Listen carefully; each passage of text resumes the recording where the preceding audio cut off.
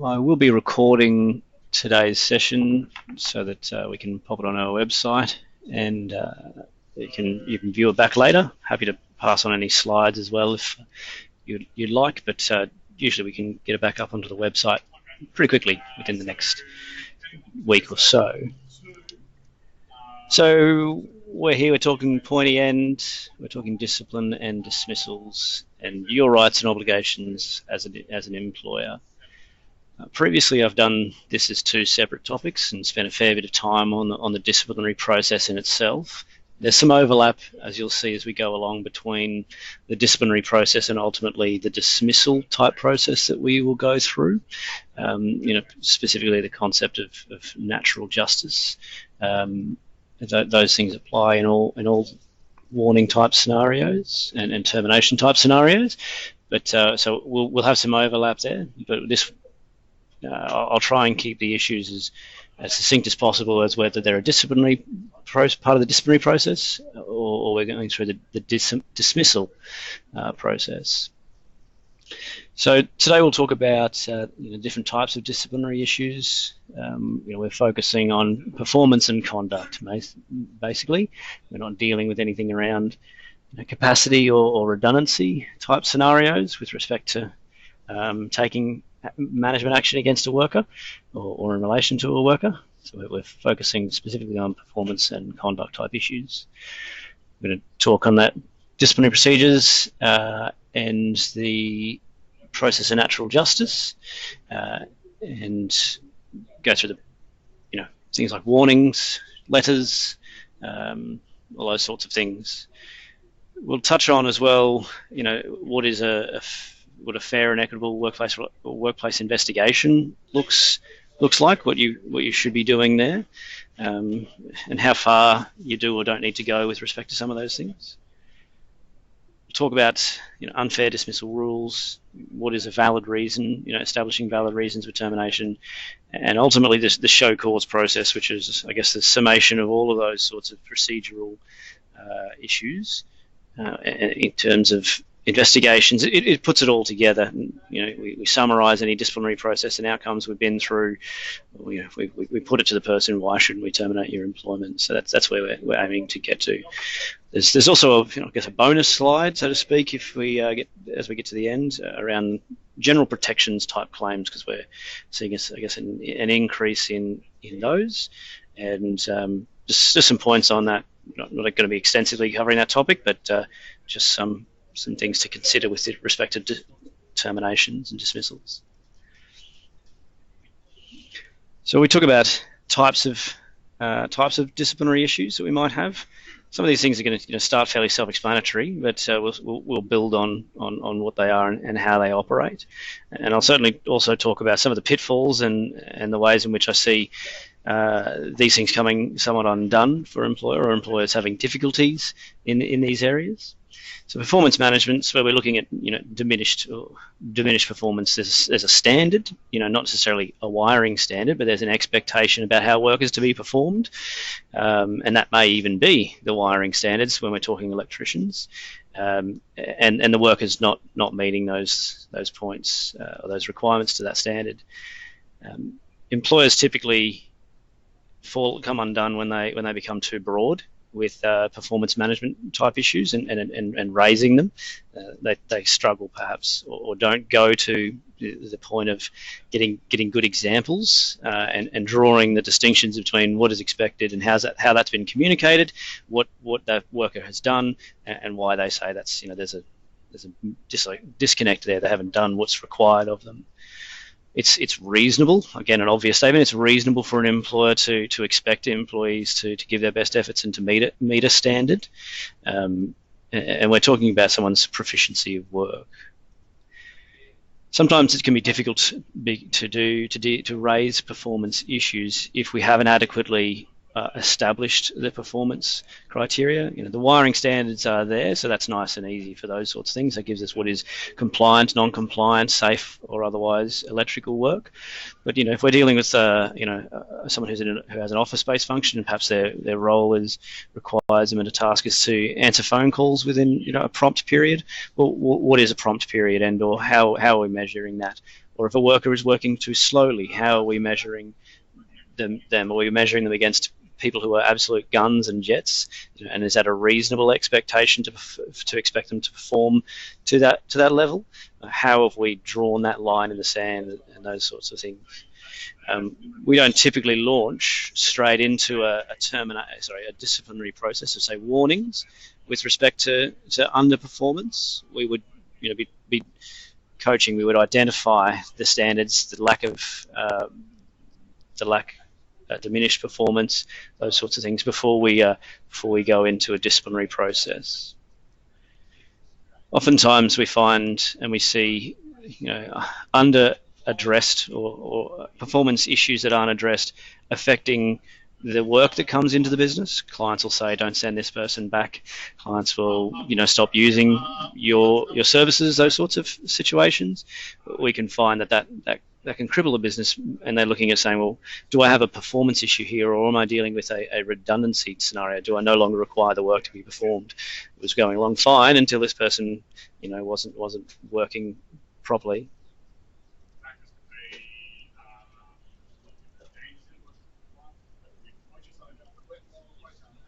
So conduct is, we're not dealing with work performance standards in terms of how work is to be performed. We're dealing with the behaviour of the worker, or a failure to act in an appropriate way and perform in terms of behavioural expectations in a workplace. Same as performance expectations, employers have a right to expect employees to behave to a certain standard. Some of those standards need to be articulated through policies. Some of those standards are fine in terms of are clearer and don't require specific policy, because there's more clear social expectations with respect to sexual harassment in the workplace, bullying in the workplace, those sorts of things. What is or isn't abusive type conduct. We don't need a policy that says you shouldn't yell and scream and abuse people. Then you will need to simply uphold what is expected in terms of relevant social standards. Oops. Sorry, we're still here. The types of misconduct, are varied. There's a scale of misconduct from things that might otherwise be serious misconduct to lower levels of misconduct.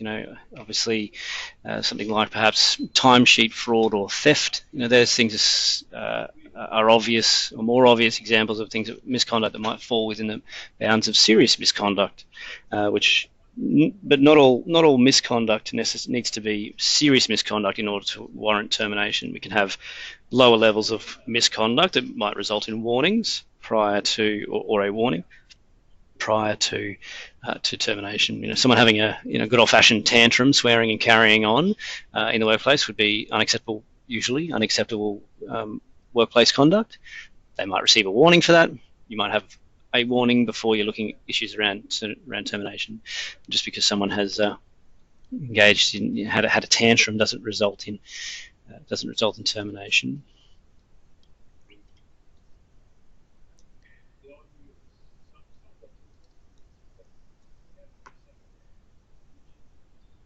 Whether we're dealing with a performance issue or a misconduct issue, we're not necessarily in a situation where we have, as the employer or the decision maker around warnings or terminations, witnessing it ourselves. It's feedback from a customer. It's an investigation from the ESO. It's feedback from other workers. Johnny left site, or Johnny didn't do the following, or the apprentice has been slack. Those sorts of scenarios. So we're not typically in a situation where we've been able to view it, and even if we had, we'll oftentimes need some supporting material to assist us. If we're saying that there's a breach of electrical standards, we need to obviously refer to the standards. If there's a breach of a licensing requirement, testing, those sorts of things, we need to get additional information. So we need to determine, if we need to know what we can know, is actually what the Fair Work Commission sort of describes it as. The conduct or the performance needs to have actually occurred. We need to find out what we can find out. We need to be engage some due diligence, be impartial. If it was an altercation in a workplace or at a work site, is there a prospect of seeing any footage? Things like police reports, those sorts of things. They're not typically the areas we'd end up going to. We're not playing. What do you call it? We're not playing CSI and dusting for prints, but we can rely on the information as it practically is. But we need to have evidence, good evidence, that the conduct has or performance has actually occurred. We need to consider when we're considering the type of outcome. We don't predetermine outcomes. When we're considering the type of outcome we might employ against a worker, we need to consider how are we going to demonstrate that the worker should have known or should have participated in a different way. Do we have a policy? Have they signed off on that policy? Do we have a safety toolbox talk? Were they at that toolbox talk? Is there a sheet? Because oftentimes, the practical application of Johnny engaged in a breach, they didn't follow the requirement to wear PPE. The easiest way for someone to potentially get out of an issue there is to say, I wasn't aware, didn't know, well, wasn't at that toolbox. So to follow the bouncing ball of, well, here's the direction, or here's the policy, here's your attendance at it. You don't get to walk away from this conversation simply because you're going to rely on some deferring type strategy.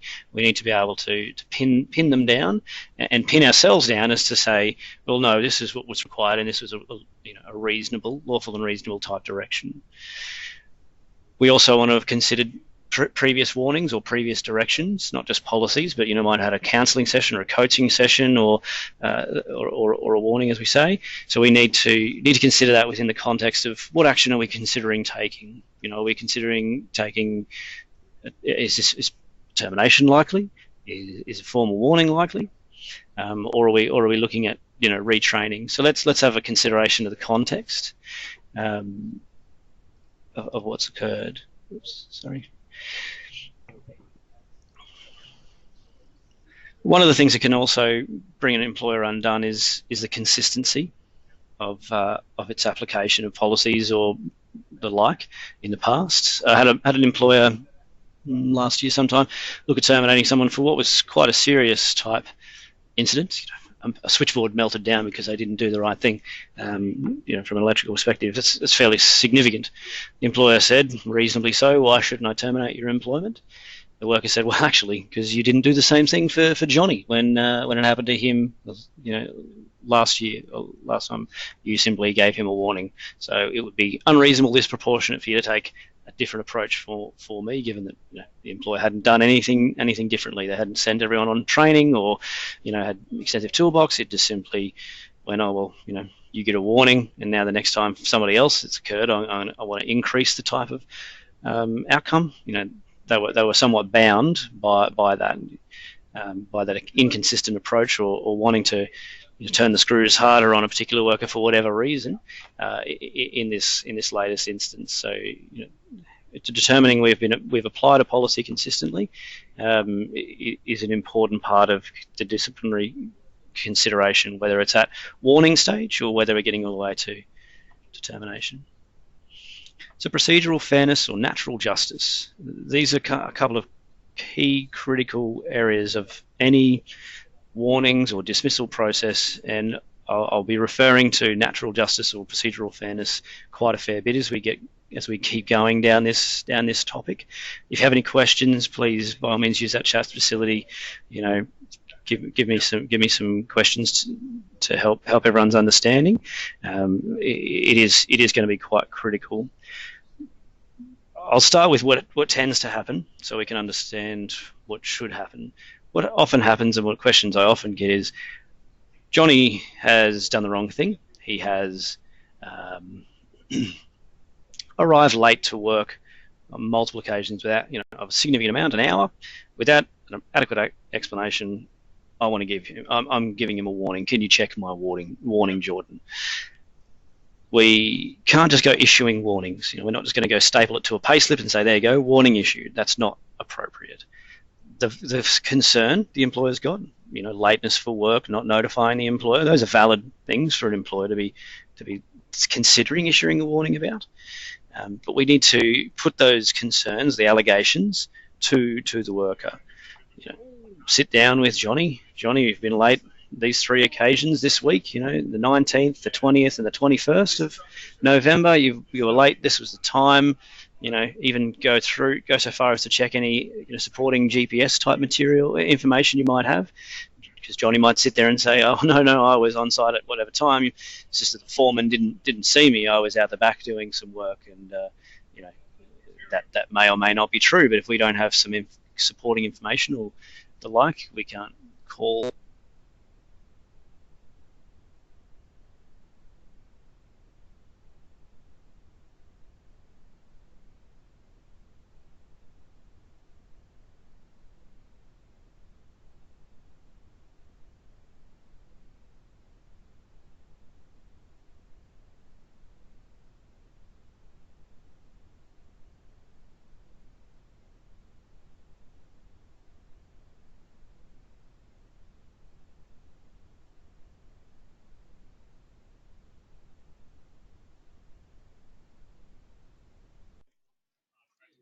Oops, I'm clicking buttons I shouldn't be now.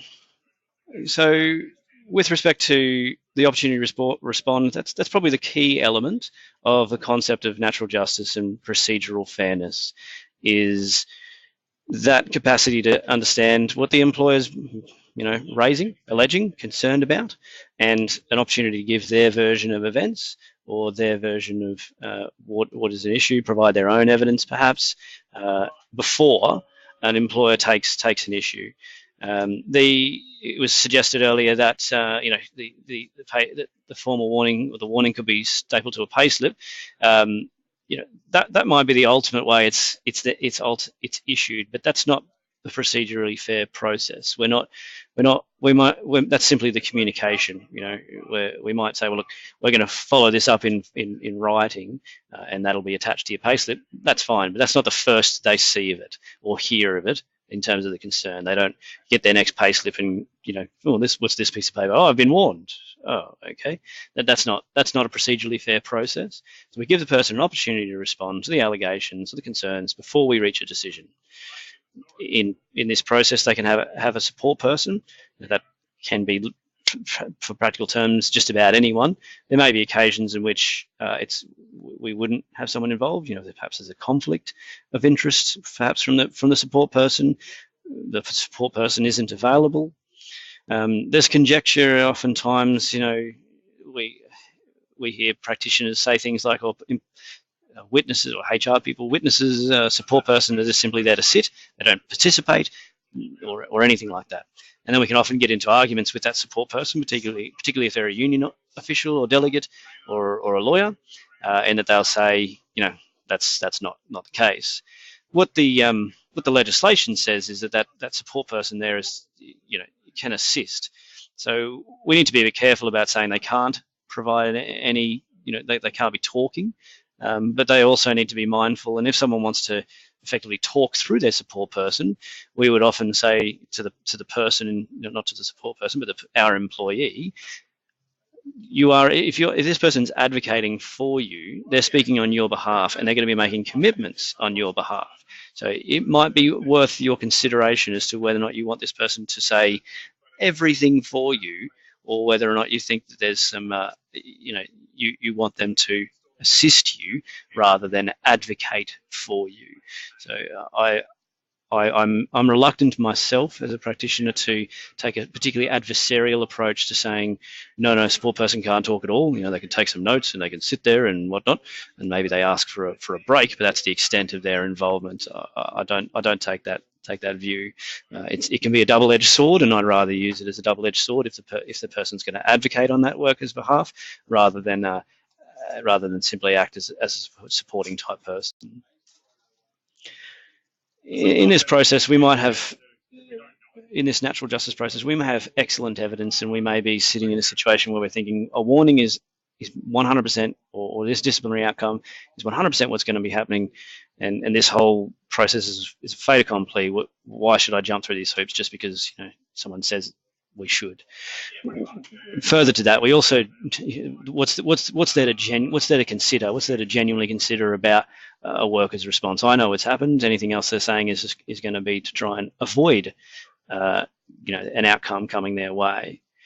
Well, that may well be good, but I spent some 18 months or so with Energex Supply Authority in Queensland. We had a scenario that looked exactly like that. Some workers had slung a line, overhead lines, to a house below the statutory height.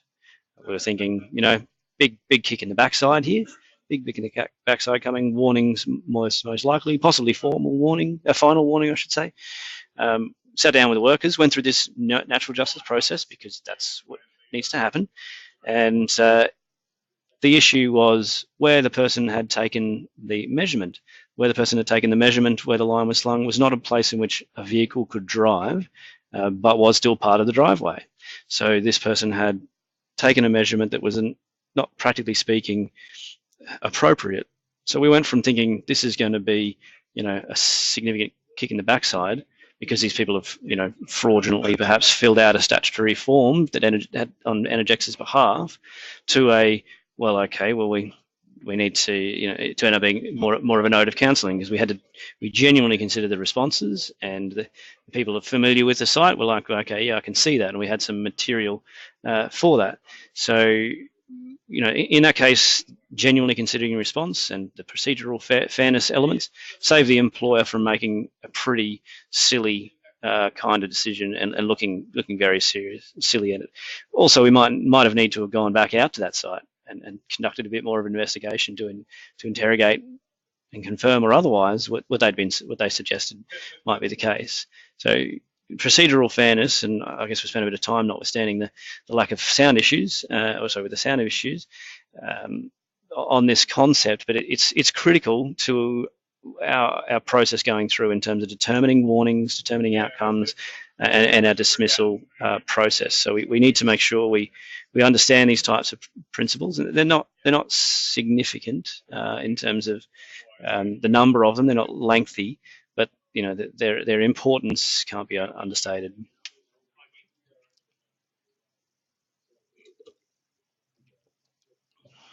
The best way, deciding an outcome, that's all well and good, but the easiest way to think of that is the punishment should fit the crime, or is the response from the employer proportionate to the issue that's occurred? Lateness on one occasion, it's not the same as someone who has been saying that they've been at work on a regular basis, when in fact they're still sitting on the couch eating their cereal and simply pressing a button on their iPad or Toughbook or whatever to say that they're on site and they've started. There's differences between those two types of conduct, and the punishment should fit the crime. The person who's late on one occasion shouldn't have their employment placed in jeopardy, perhaps maybe not even receive a warning in relation to that, unless the context demands it or requires it.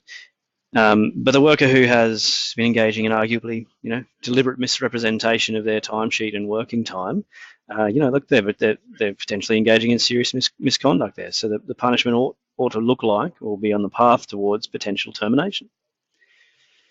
So when we're deciding an outcome, that's where we really put ourselves back under the microscope with respect to our investigation. If we're pretty sure that Jono's stolen stuff from the van, but we've got no information or evidence or anything like that we've been able to determine, that identifies, there's no witness who said, yeah, I've seen the material in Johnny's shed, or whatever the case may be in terms of evidence. If we're not able to demonstrate it, we're not able to take any action. The conduct hasn't been determined that it's occurred. And those sorts of circumstances can occur, and they can be quite frustrating. But if we haven't got an appropriate and adequate investigation that's demonstrated what we think has occurred, then we have no basis to determine a valid outcome. If the worker says something like, I wasn't aware, is that a valid expectation? Or the tradesman, they're an apprentice. The tradesman told me to do it, or this is what we were taught it by TAFE teacher, and that TAFE teacher was wrong. Are those factors a reasonable explanation for working? Maybe they followed some manufacturer's instructions, but they weren't appropriate. And are those explanations reasonable? It's important to outline why things are important, why you're taking action. Some things may be obvious in terms of, if we're late on site, that impacts on the day, impacts on clients, those sorts of things. But oftentimes we're taking action in relation to things like safety issues, and it's about we're taking this action because it's a requirement to provide a safe workplace. You need to contribute to that. You fail to contribute to that, so therefore we're taking this action and being confident of that. Typically, in any warning scenario, we'll have it when it's in writing. Typically, if you use one of our templates, of which we have some you can access, we would say, the usual line is you're receiving a warning, further disciplinary action if there are further breaches, further disciplinary action up to and including termination may result. That's a very, very common phrase to be seen, and we need to have those things in there. One of my biggest recommendations for any warning process is to have expectations detailed in your warning letter. What occurred. You say it occurred for these reasons. We can't accept it for these reasons because we say, you've got an obligation to work in a certain way with respect to your worker's license and or the standards. In the future, we expect you to, have your standards on you, be familiar with the standards that apply to the installation you're doing. Keep the manufacturer's instructions, take photographs or whatever of your installation, keep your test records, whatever the case may be. When you set those expectations down, that gives you a number of lines or areas, lines in the sand or areas that you can come back to. There are further breaches or another incident. You can say, well, hold on a second. Here are the things we said you should be doing. We've had breaches. You didn't meet our lawful and reasonable directions. Our expectations are that they are lawful and reasonable directions about what is required in the future. The formal warning being issued in writing, is somewhat of a no-brainer to me. Even if it's a verbal one, I would say you still issue a document to the worker because we need that for later on. It goes on the employee's record. It goes to them. It summarises what's happened. We said this. You said this in response. We said it was unacceptable for the following reasons. This is what we required. Gives you dates, gives you information. It's something you want to rely on if there's further issues or if you terminate someone and we're down at the commission. You want to be able to rely on this. You can achieve the same sort of thing through a diary note, and I've got an example at the end of these slides of that sort of thing. But what's better to rely on at the commission? A document, a formal document that was written during the investigation, following the investigation, following the natural justice process, following your meeting, that summarised all of it. Tells the story from go to woe, or a scratchings on a diary note. I've had a question here around voice recordings of formal meetings. I'd be very reluctant to be taking of voice recordings. Some workers do that, on the sly as well. It opens up more cans of worms than you really want or prepared for. Have someone with you, take notes, take your time to take notes. All those things are fine. But oftentimes different jurisdictions, as in states, have different rules around what is appropriate and not appropriate, surveillance in the workplace or recordings from the workplace. And then you're also into the areas in which you can and can't use or recall from those devices. If someone ultimately took a recording, wrote out the notes, checked from the recording that the notes said, deleted the recording, that's not much of an issue. But it's if you want to say, no, here's the recording and here's your voice, here's my voice, let's whip that out in the commission. The commission's fairly reluctant, and I've had these from time to time myself, fairly reluctant to accept. They're not going to accept just a recording that you've got on your phone. They're going to say, well, go away and get that professionally transcribed. You've got a cost, you've got time, you've got issues there. Simply take notes in your meeting. Those are perfectly fine. The commission loves, Fair Work Commission, love anecdotal notes. You know, the notes you took at the time. It doesn't need to necessarily be chicken scratching, but you know what you've written down on and submitted to the worker at the time. You know, they will prefer those. Again, we're not dusting for prints. We're not dealing with criminal rules of proof here. You know, is that the voice of this person or is that somebody else's voice? No. If we say that this meeting took place between these people, it's, you know, and that worker wants to try and say, oh no, I was never at that meeting, the commission's not going to, you know, accept that just because, you know, there's a lack of evidence. They would say the notes of the meeting are sufficient evidence. This is fine. Question also on the recording front is around, you know, the record of a formal meeting without notifying the employer. Again, it comes down to those state jurisdictions. You know, Alex is a member in Queensland. In Queensland, I understand that, you know, anyone who's a party to a conversation can take a recording. That's not unlawful for them to do that. The next hurdle, though, will be how they seek to rely on that later on, and whether or not they can, you know, if that's open to any legal challenge by the employer or whatever. So that's why, you know, I steer clear, well and truly clear of voice recordings. If you think someone's going to or likely to record or says, I want to record this, fine. If you're recording it, I want you to provide me with a record of the recording. That way you've both got a copy of it. I mean, at the end of the day, there's nothing that you're going to be saying in this meeting that you wouldn't otherwise potentially want recorded anyway. This is evidence of you taking reasonable management action.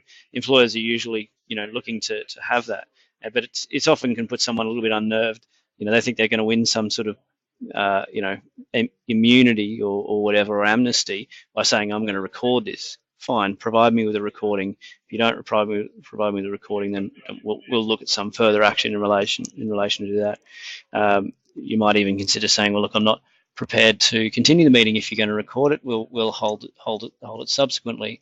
You know, but these sorts of issues around recordings, they cropped up a lot previously. I haven't had them so much lately, but you know, I think they just become problematic for both parties, and they're not. It's advantation. I know you know, people taking screenshots of messages, screenshots of pictures that occur all the time. You know, we've access to the ability to record and communicate very, very easily. But you know, using a phone or whatever to record these types of meetings, it's not really that particularly helpful, and its commission certainly doesn't like it. So when we're determining an outcome, you know, we're looking at the following types of outcomes. I'd just like to be super clear. I've got it in red down the bottom there. This is not a paint by numbers thing. You don't just always start at verbal cancelling and then go to formal warning and then go to final warning and then dismissal. It's not a paint by numbers approach. You know, we consider each case on its merits, and we go from there. So those are some examples of the type of outcome. The scale top to bottom, I guess, is an indication as the type of severity of an outcome, but it is not, you know, this is where you must start. Some conduct or some performance issues, particularly around perhaps safety issues, may result, you know, in a warning of some kind. On the topic of, you know, safety and the seriousness of safety issues that occur, oftentimes employers want to jump to that, well, this has been a serious safety incident, so therefore termination should apply. The Commission doesn't view someone's failure to, you know, to perhaps test, for instance, as the same thing as someone's willful and deliberate behaviour to engage in an unsafe work practice. You know, there's a significant difference between serious misconduct and gross negligence, and oftentimes employers particularly want to conflate those two. They want to join those two things together and say they're the same. They're not, and the Commission doesn't view that. I certainly see the types of issues that employers are going to have with that, and I've been, you know, here for 7 years. I've probably heard from some of you in particular of these types of issues that can occur, but that's the way we're bound to make decisions by the precedents and the way that the Commission views things. Otherwise, we're in a hiding to try and determine determine that we've taken the right kind of action. So we need to be mindful that the Commission doesn't view serious misconduct and gross negligence by failing to do perhaps a safety standard as the same thing. So we need to treat those things on their merits.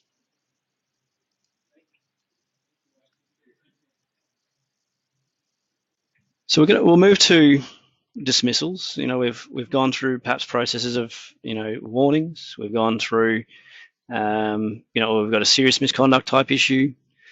We've considered termination. We've terminated, but now we're considering whether or not someone's going to make a claim or can make a claim against us.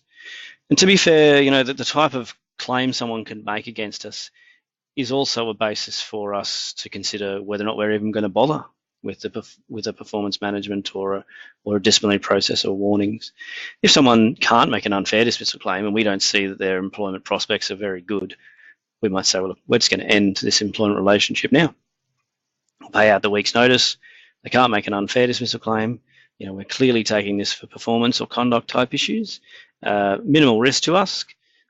We're not required to go through any warnings process because they can't make an unfair dismissal claim. That criteria for assessment, which we'll get to later, isn't there. So this person can't make an unfair dismissal claim. Let's end it now. Let's end the suffering for all of us.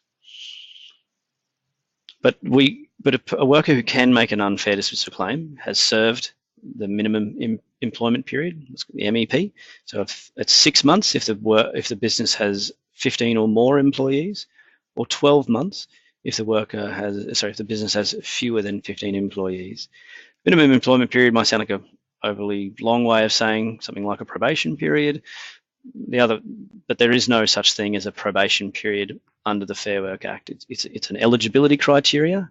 Is the assessment as to whether or not someone can make or can't make an unfair dismissal claim. So that's what we're looking at.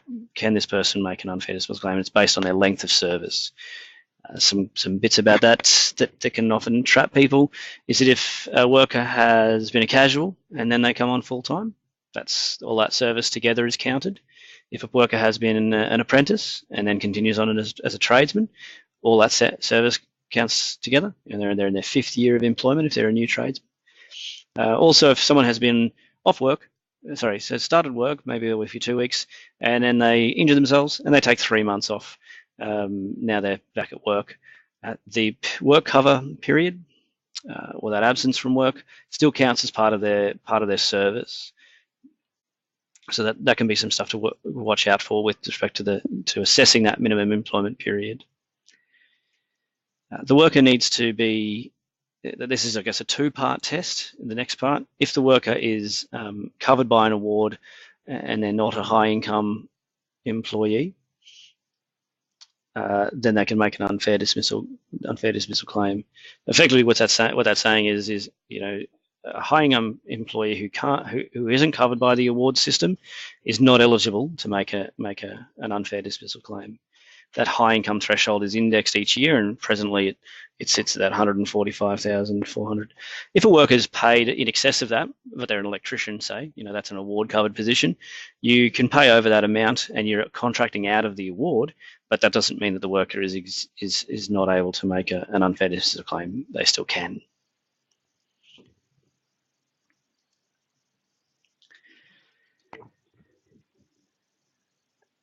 The concept of unfairly dismissed, needs to satisfy some criteria. Firstly, you have to have actually been dismissed. That is, it's not a resignation at the worker's initiative. It's not the case of a genuine redundancy. It's not the end of a fixed-term employment arrangement, such as an apprentice who's completing their training contract and their employment's coming to an end at that time. That those people are not dismissed within the meaning of Section 386 of the Fair Work Act. So you need to have actually been dismissed. Then the dismissal is assessed in the Section 387 as to whether or not it was harsh, unjust, or unreasonable. So that's where we get into the elements of procedural fairness. Did the person get an opportunity to respond? Were they denied a support person? Does the crime fit the punishment? In lay terms, those sorts of things. Was it harsh? Was there a sound basis for the termination? That's the criteria. We first need to establish that they were actually dismissed. And some of those things might sound strange or obvious, but we can get into, and a lot of our unfair dismissal type claims, and certainly some of the ones I've had recently, can get into what are called a jurisdictional objection. Has the worker actually been dismissed within the meaning of the Act? I've had a couple earlier in the year, and both of those, two of those were cases which resulted in strong jurisdictional objections. One was an apprentice who had completed their time. There was a training contract, snafu administratively, and it looked like they had been continuing their employment, but in fact they weren't. So that they were completed in accordance with the end of their training contract. They're not eligible to make an unfair dismissal claim. The other one was a genuine redundancy, that the whole crew or workforce was disbanded basically through lack of work, and the apprentice was miffed. Wanted to make an unfair dismissal claim. We had, in both of those scenarios, strong jurisdictional objections to that claim. There's also some criteria in terms of timeframes. The claim has to be made within 21 days, so sometimes you can get arguments around that as well in terms of whether it was made late, but that's sort of more technical Fair Work Act stuff rather than real dismissal elements. Beware the constructive dismissal. A constructive dismissal is where an employer or a worker rather is forced by the employer through the employer's behaviour and given effectively no choice but to resign, or there's no real prospects of their success. Typical examples of that are, you better resign or I'm going to fire you. That's a great example of a constructive dismissal. The circumstances of a constructive dismissal are often hotly contested by both parties. One of the areas in which constructive dismissals can really come about that I've seen particularly a number of years ago for employers is accepting employees' resignations when they give it to you in the heat of the moment. There's nothing that says a resignation needs to be in writing and that you can't accept a verbal resignation. There's nothing about that at all. But if someone gives you a resignation in the heat of the moment, it can become problematic. They might pull what I've called in the past the George Costanza method, which is just turn back up at work and pretend like nothing's happened. I've had that before. Or they say, it wasn't my initiative to resign. They acted in a certain way, and I said, well, fine, you can shove it, basically. So those sorts of things can result in a constructive dismissal. And then we're in this argument as to whether or not the employer has initiated the dismissal or not. And that can be quite a frustrating argument for both parties. So typically we recommend, be careful around, and even consider don't, accepting resignations in the heat of the moment. Say things like, I'm not accepting this resignation from you verbally. If this is ultimately your decision, go home, go away, go whatever, and put it to me in writing. Confirm your resignation, your final last day of employment, and I'll consider accepting it then. Ultimately, if the worker just said, I'm resigning and stuff it, I'm not putting anything in writing, and never turn back up again, well, the risks of someone making a constructive type dismissal claim start to get just diminished, in that it wasn't at your initiative, but you want to do things to give yourself the advantage of not being, taken advantage of by someone, saying, oh, I was dismissed at the employer's initiative. Because those sorts of things, those sorts of type claims do occur, particularly when the employer lacks the documentation or evidence, or at least says, hey, I don't think I want to take your resignation. You seem pretty hot and bothered. So some of the language that is used in precedents in cases that have been run are sound, defensible, or well-rounded, and not capricious, fanciful, spiteful, or prejudiced. That's kind of fancy legal terms that have been used in the past in long-standing principles around whether or not, and they're relied on in most termination cases that go before the commission, is in terms of establishing that there's a valid reason. If the employer had a safety issue, it's important. Safety, they've got an obligation, Section 19 of most safety legislation, to provide a safe workplace. That includes a safety system. The worker's not following a safety system, puts people themselves and others at risk. Warn them, terminated them. It's not capricious, fanciful, or spiteful. You know, they didn't wear the fluoro green pants or didn't put a fluoro green clip on their shirt, and therefore I terminated them as a result of those sorts of things. Those sorts of issues will be, you know, the capricious, fanciful, spiteful kind of examples, and so we're looking for that, you know, when we go there. I must say, I don't think we need to spend a great deal of time on the concept of valid reason for termination, because by and large, employers don't come to me with, you know, fanciful reasons for wanting to get rid of people. You know, they have genuine concerns, validly. It's usually the process elements that we spend the time with the member and employers in terms of getting them across the line to be able to defend themselves within those sections of harshness, you know, and reducing that subjectivity around the decision to terminate, giving people an opportunity to respond, those sorts of things. That's what we spend time with members on. A dismissal at the employer's initiative can come about through those 4 examples here. Today, as I mentioned earlier, we're really just talking about conduct and performance type issues. Employment can come to an end because someone's physically not able to perform the job anymore. You can't have a wheelchair-bound scaffolder, so I'm sorry, we can no longer employ you in your role. You're wheelchair-bound now. It's not discriminatory because they can't fulfil the inherent requirements of the role. For instance, or more electrically relevant, you know, if someone can no longer put their arms above their head and work for periods of time, that would likely rule them out of just about the large amount of electrical jobs that exist. We're also not dealing with redundancies. We do have another top webinar we've done and is recorded on genuine redundancies, because that's a whole separate process. That's where we're saying, you know, the work is no longer required and there's a consultation process attached to that. We're dealing with the conduct and performance type issues. And the reasons for termination must relate to the employer-employee relationship.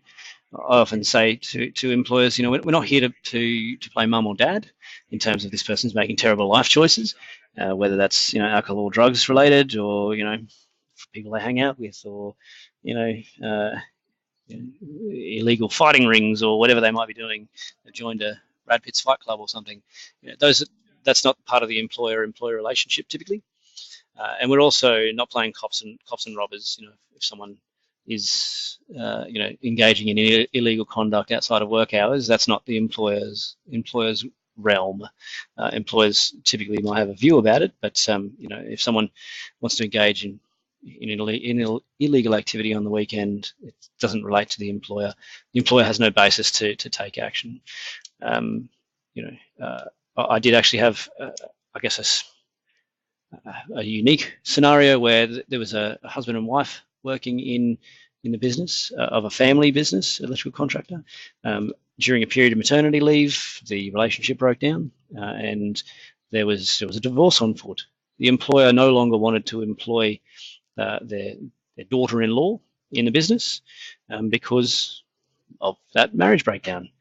The employer didn't have, as the employer, they didn't have a valid reason for terminating that worker. It didn't relate to the employer-employee relationship. Very unpalatable, but ultimately, if that person wants to come back to that role, that's where their employment lies, and you know, they're entitled to return to work under those statutory provisions that exist for a person on maternity leave.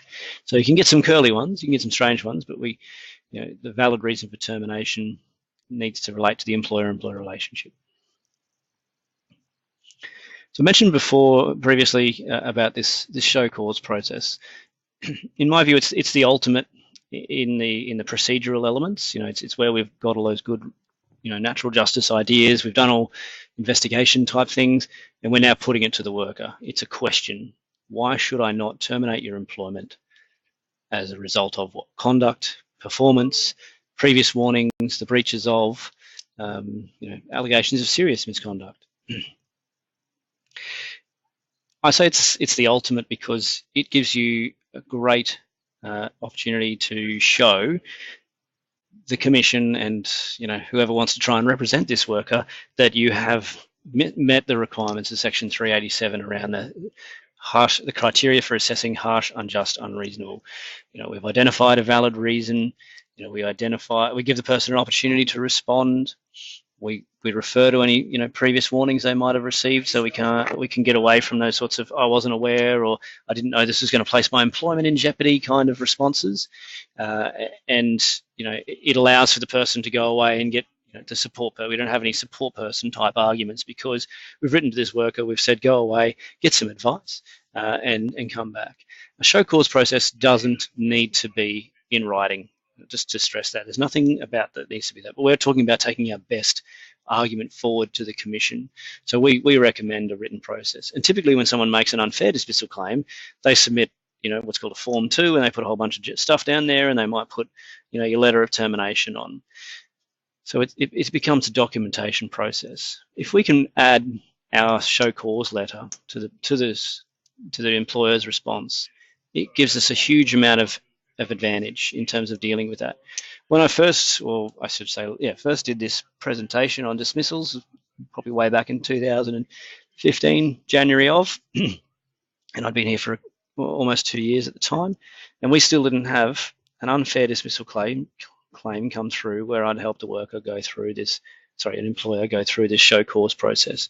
It was hugely helpful, reduced the number of unfair dismissal claims. And since then, for every employer I've assisted with a show cause process, I don't think we've had any go to the commission as a result.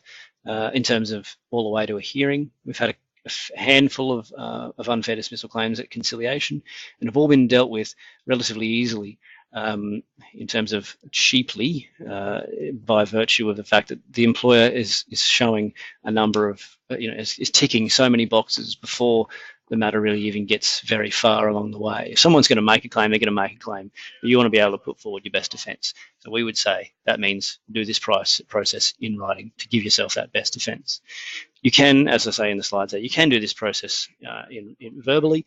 I had a member, in fact, do one very, quite successfully.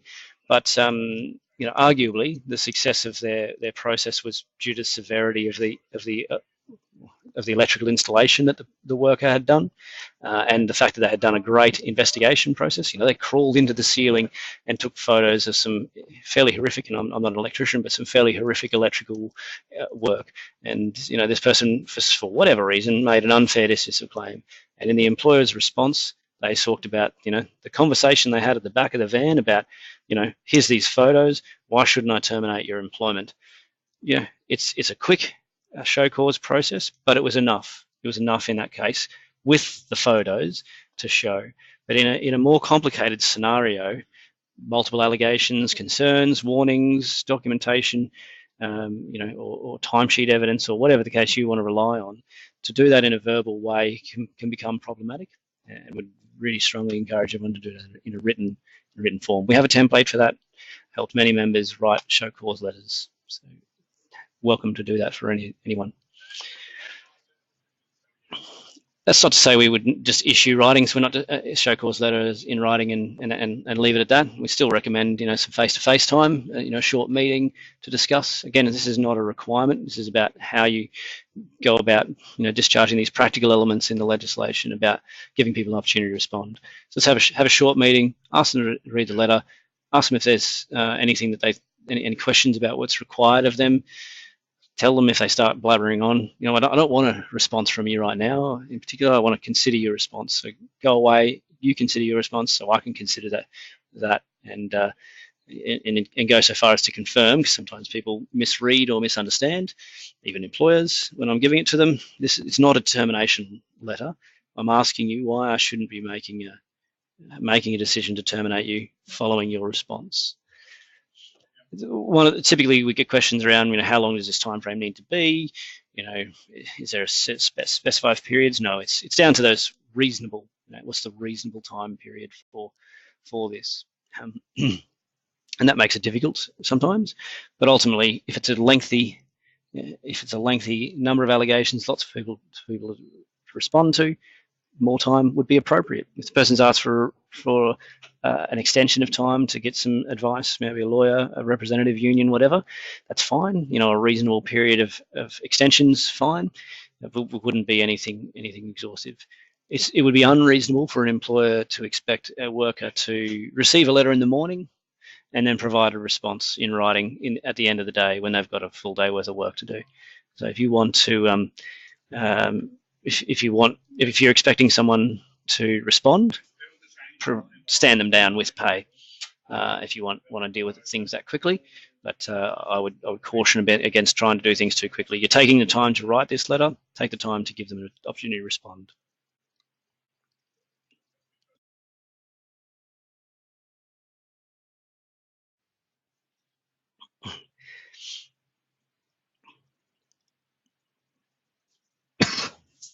Excuse me. So again, we're deciding we've got to consider, our outcome. Previously, when we looked at this concept of crime-fitting punishment, we were thinking about it in terms of warnings, counselling, those first warning, final warning, verbal warning, those sorts of times. Now we've issued a show cause letter. We're considering whether or not we're terminating this person's employment. That is not to say that we don't go to the concept of a warning, another warning, and a final warning. It does become, there's nothing preventing a worker from having things like final warning twice. We do need to consider that the length of time that warnings have been in play. If it's over 6 months, the Commission generally gives the view that that warning in relation to performance in particular has run its course. Things like conduct, we'll find, those things can hang around for a little bit longer, if not indefinitely, because they're conduct type issues. So a show cause letter doesn't always result in termination. And again, we're still considering, does the crime fit the punishment? What can we prove? We're interrogating our evidence against what the employee said. We may not be happy with the answer, but we want it to be with the outcome, but we want it to be a defendable outcome, whichever the one would be. There is a statutory requirement to confirm your terminations in writing, if that's the way you go. And we have template for that as well, specifically for this sort of scenario where we've put performance or conduct type issues to the worker, and we've then reached the decision to terminate.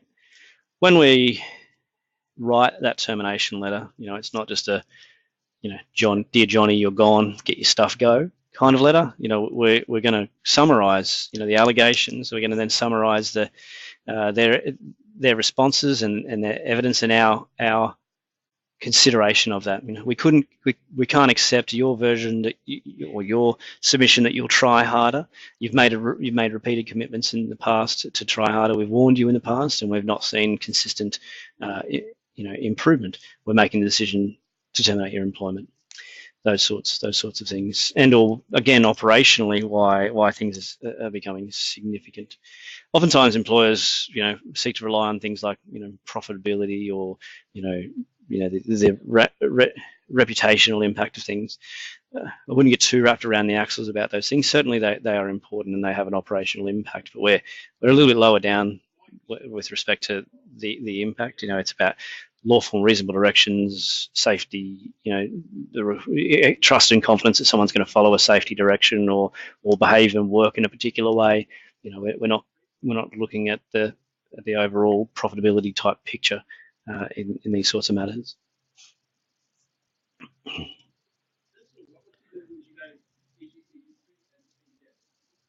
So in terms of the disciplinary process and the dismissal process, these final thoughts, they're all one and the same, particularly because a lot of them relate to this concept of natural justice, or procedural fairness. With procedural fairness, we don't go predetermining an outcome, even when it appears obvious with our line slinging scenario, or even in the case of serious misconduct. In serious misconduct scenarios, instant dismissal is not a thing. It's something that doesn't mean we go, even if it's serious misconduct, we still go through a process. There's been some good examples of that from workers engaging in fisticuffs, physical altercations in workplaces. And the employer just dismissed because someone was viewed, even through CCTV footage, to be the person who struck first. Well, you struck first, so therefore you're the protagonist and you've engaged in serious misconduct. We're terminating your employment. Without going through a procedural fairness or natural justice, that employer wasn't able to determine whether or not there was a valid reason for the person to strike first. And there are some at law reasons why someone could reasonably, defend themselves or strike first through, I was extreme provocation, things like racial vilification, as one case with Lynn Fox, or I was so concerned for my own safety that I made the decision to strike first. This person was bigger than me. They were going to kill me basically if I didn't strike first. And those things have been acceptable reasons in those sorts of scenarios. So even in a scenario where it looks like it's fait accompli or that it's serious misconduct, show cause. So this procedural fairness is critical to help you defend your case later. Show cause process is the ultimate in that. It's a question, not a decision. We have a balancing act in terms of treating each case on its merits. It's not a 3 strikes and you're out kind of paint by numbers approach. It's more nuanced than that. It's not that easy. We need to consider what was expected, what was the worker knew, should have known. The concept of what they should have known can be very difficult for an employer to deal with versus what they were known. Stick to what's being observed. We can't, if it's conduct, particularly where it's conduct related, the conduct needs to have actually occurred. So we've got to be mindful that we can defend that. We've got to be consistent. We can't favour one employee. We can't be too harsh on a trainee or an apprentice. If it's a safety issue, yeah, that's important. But also, this person's a trainee, so they're learning.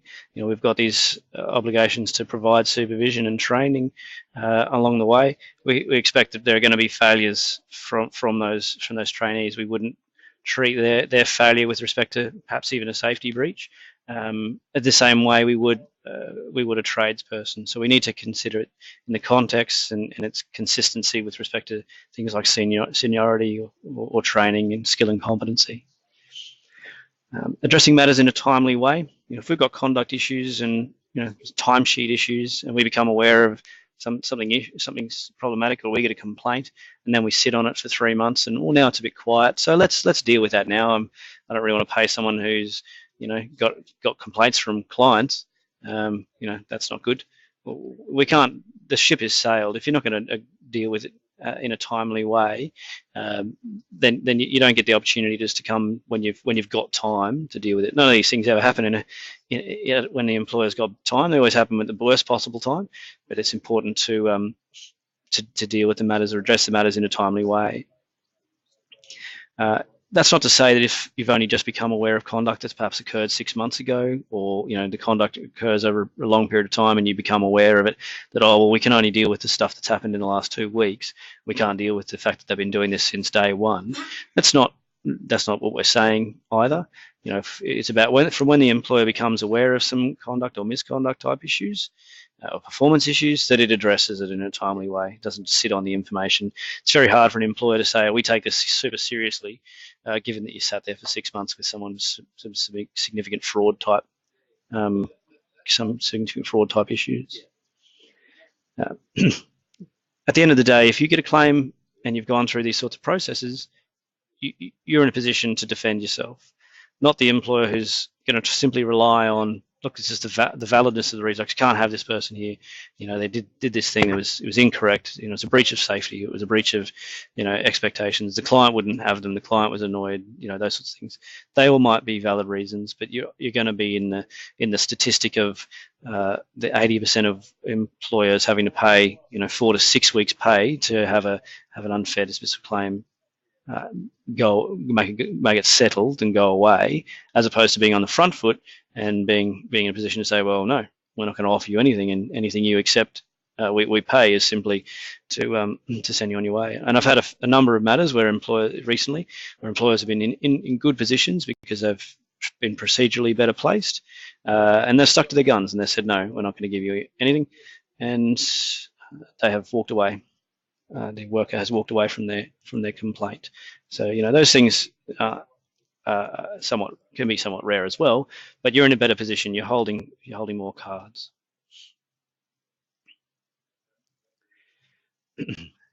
So some myths. Everyone must have been furiously writing notes or whatever, or my explanations have been so superb. I haven't had a huge amount of questions, so we are sort of getting towards the end. If you've been saving some up. Some myths in this area, which also might bring out some questions. 3 strikes and you're out. As I sort of intimated earlier, there's no such thing as that. Oftentimes employees will think they're being legally tricky, legally smarter than you by saying, I'm not going to sign a warning letter, or you can't warn me, I'm warning you. That's not a valid thing. If the employer determines, validly through that process to issue a warning, it doesn't matter that the worker hasn't signed. We simply typically recommend that the worker says, Johnny wouldn't sign an agreement, hand him that copy, take a copy yourself, keep it on the file. Doesn't mean that the warning wasn't issued, and there's been some funny, so to speak, decisions from the commission where workers have tried that very submission at the commission and said, this thing never happened. No, I was never warned, and the employer pulled out these warning letters, and the commission, staring over their glasses as a good headmaster might, would say, that doesn't make it so, my friend. So it's not valid for the worker to do that. I have to give 24 hours notice before I can hold a disciplinary meeting. That might be your general principle, and there's nothing particularly wrong with it, but it's certainly not a requirement. You may require longer, you may need shorter. If the person wants a support person, then fine. You might need longer or shorter. As I mentioned, just in the recent slide, I don't like the term, and there's no such thing really as instant dismissal. Serious misconduct might result in no notice paid out in some scenarios, but that doesn't necessarily mean the dismissal comes about instantly. We had a very complicated matter a couple of years ago with a member in WA who had a worker / director who had effectively been stealing from the company by doing the jobs as cashies. That's clearly serious misconduct in the employer's eyes. We still went through the process of writing to the worker, standing the worker down with pay, giving them an opportunity to respond, going through all of that rigmarole on something that was quite serious. And it was worthwhile for them to have done that, because ultimately that worker made many claims and didn't get satisfaction in any of them. Of course, the employer was pretty miffed too, but they weren't in a situation where they had to pay out things like go away money because this matter, because they did this procedurally well. Misconduct doesn't need to be serious misconduct for there to be a dismissal, and misconduct, can result in warnings before dismissal. We're treating each case on its merits. People doing, work as a competitor working in the business, that can and can't be. If someone's competing directly with your business, you have a right to protect your business and, potentially put someone's employment in jeopardy. It's not an automatic either. We're still going through procedural processes to say, why should we? You're either going to stop, or if you're going to have electrical contractor's license and work on weekends, that's all well and good, but it needs to happen in areas that we don't otherwise perform work. So that's competitors working in the business can be problematic area. There are areas in which the employer can defend themselves, and there's that question of what relates and doesn't relate to the employer-employee relationship can come to the fore there, which is similar for this out-of-hours conduct type point. If someone's engaging in activities that you don't agree with, whether for moral or legal type, criminal type reasons, but they're outside of work, it doesn't necessarily it doesn't give you a valid basis to terminate someone's employment or take action against them. But if someone was to, like our toll shirt wearing friend, engage in inappropriate type conduct in a toll uniform, although it wasn't that actual worker, those sorts of things can result in warnings or terminations, because the worker, through their out of hours conduct, creates a link to the employer-employee relationship. Are there any other sorts of myths or examples that you've heard in the past that you think might be worthwhile to add to the mix now?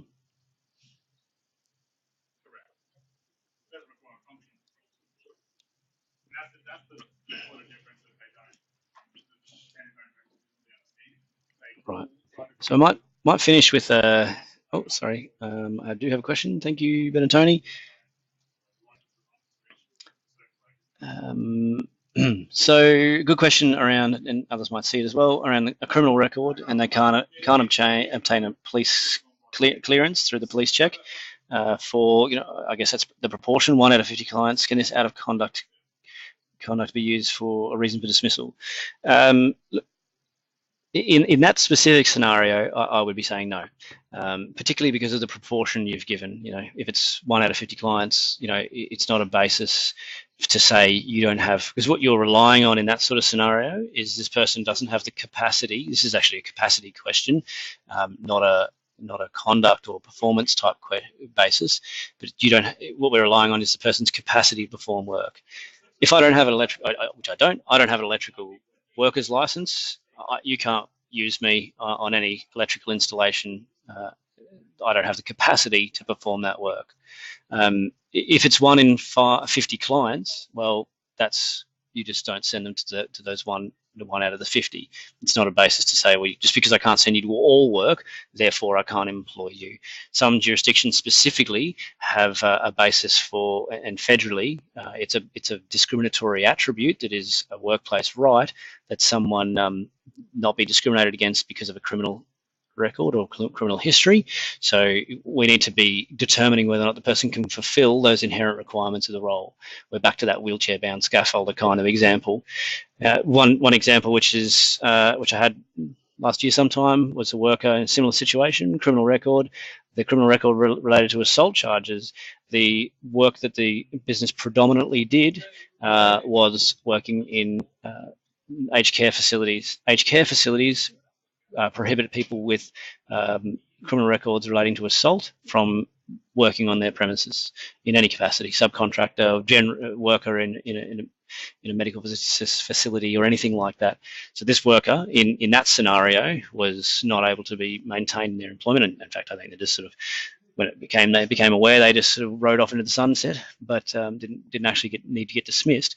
But effectively, that employer had a valid reason to terminate based on that capacity element. So it's not a conduct or performance issue. In terms of something that might be closer to the conduct stuff, is if a worker, was, let's say, in the watch house and not able to attend work because they had common assault at a pub, something like that, and they were in the watch house for a couple of days, posted bail, and then they're awaiting some sort of hearing or something like that. Even if they're the person in the wrong in terms of that assault charge, there's no connection to work. Those 2 days that they were absent, they're perhaps going to apply for some annual type leave in retrospect, or maybe some leave without pay, whatever the case may be. But that's not that conduct. There's no connection to the employer there.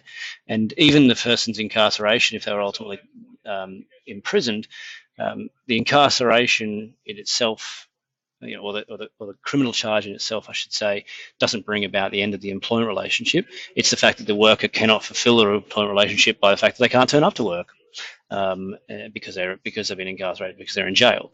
So those sorts of things, again, they then go back to the capacity element, not that questions of capacity, not about conduct in itself. So I'd just like to finish on the GP claim. This is a whole different world with respect to unfair dismissal claims and the criteria, for assessing harsh, unjust, and unreasonable, all those sorts of things. But they are something we are seeing increasingly. Over the years, we've had multiple general protections claims a year, when in the early going of the Fair Work Act, we didn't have them. Practitioners, many and varied, were concerned about the broadness of these GP type claims or adverse action type claims that could be made, because they can be used for many and widely variations, and they're becoming increasingly popular, particularly where a worker can't make an unfair dismissal claim because they're in an inverted commas probation period, or they're within that minimum employment period. So they're looking around at what's the best way to sink the boot into the employer, and I'm going to make this general protections type claim. The attractiveness also can come from the fact that there are no caps to these types of claims. An unfair dismissal claim can cost you up to 26 weeks pay. If if you didn't have a valid reason, you didn't follow any process type things, you could be looking at 26 weeks pay, or half the high income threshold, or ultimately, the primary remedy being reinstatement. Those sorts of things, are limits, are caps for unfair dismissal claims. We've not really been talking about those because we've been talking about steps in order to avoid, giving yourself the best aspects to the best way to defend yourself. But ultimately, if you're looking for reasons to put a good foot forward in your defence, there's a good reason. In a general protections claim, though, there's no such thing as, there's no caps to those claims, and they can include things like hurt, humiliation, and general damages type claims, which are not afforded to a worker in an unfair dismissal claim. It's simply about mitigating loss from employment, and if a worker finds further employment, they can, the compensation or order available to them is limited. So the attractiveness of general protections claims can be there's no caps. The protection, just because someone's in their probation period doesn't mean they can't make a general protections claim, including a prospective employee. I think around about, or just before Christmas last year, I had a member have a worker make, a prospective employee make a general protections claim because they were getting into an argument about, this person's ridiculous claim for wanting extra travel as part of their employment. The prospective employee was saying that they made a complaint or inquiry about their wage, which is an example of a workplace right, and the employer then didn't offer them employment. That was a very, very thin argument for them to run, but this worker was trying that on, and the employer was then in a position where they're going to have to try and defend that. And because there's a reverse onus of proof on employers in this scenario, that is, you've got to prove that you didn't take action for the alleged reasons. It can become very difficult. I also had a member make terminate someone in a probation period and using, in this example, neutral language. You're not meeting the standard required by or required for an electrician. Not terribly problematic, but also somewhat neutral in that it wasn't specific, didn't point to things. The worker had taken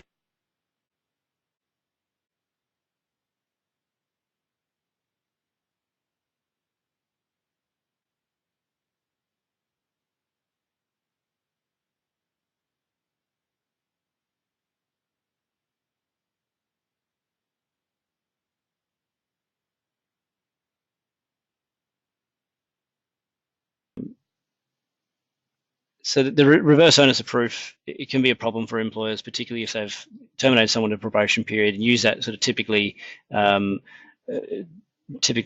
neutral type language. So that's that can be a problem. I haven't listed out, what a workplace right is in general. We did. My colleague James did an article just recently on general protections claims that we've sort of circulated through our e-news and EDMs. Have a look at that. It's worthwhile. It takes you through a little bit more detail, which is it's difficult because this whole general protections area claim can relate. It's a rabbit hole in itself. So I haven't listed out what the workplace rights are, but examples of making complaints or inquiries about wages, making complaints or inquiries about safety. In that previous example, a worker took a period of sick leave. If someone's got reduced capacity and we terminate them without considering what work they can and can't perform, those sorts of things can be examples of workplace rights. With a general protections claim, for it to be a good claim, let's call it, from a worker, the worker needs to have initiated, they need to have taken some action. I made a complaint, and then the employer needs to have taken some subsequent action. I terminated the employment, or I gave the worker a warning, or something like that. So that there is it becomes highly legalistic. These claims often can end up in the federal circuit court, where lawyers must be involved, and for those sorts of reasons, lawyers can tend to jump on these sorts of claims. They like these sorts of things. So it's it's an area to watch out for, and all of those sorts of things we've talked about with respect to procedural fairness and natural justice. They also go a long way to helping you avoid these types of claims, even in probation periods, particularly if we think there's a little bit of iffiness in this scenario, not because of the worker themselves necessarily. I just expect everyone to make a claim just because that way we're prepared for it. But if someone's recently declared an injury or illness, or if someone's recently made a complaint or taken a period of sick leave or whatever, and then the next occasion we're going to be meeting with them, it's to terminate them because they're not satisfactorily performing, well, we want to be specific about that. We want to sit down and give the kinds of examples. We might not go through a warnings process in relation to it because we don't have to, because they can't make an unfair dismissal claim, but we want to try and avoid something like a general protections claim by virtue of referring to the actual and specific reasons for termination being something like conduct or performance. So, being aware of these GP claims and how they can arise is a good step in that process. So thank you for your time today. I apologise for our sound issues. If you want clarification on any points, give us a call, shoot us an email. I think wr@masterelectricians.com.au also works as well. Thanks for your attendance. And if there are any further questions, we can have a chat. As I mentioned earlier, there are some examples in here of example formal warning letter. They're available to you as members, of course. I have an example of a diary note. There's a diary note as well. So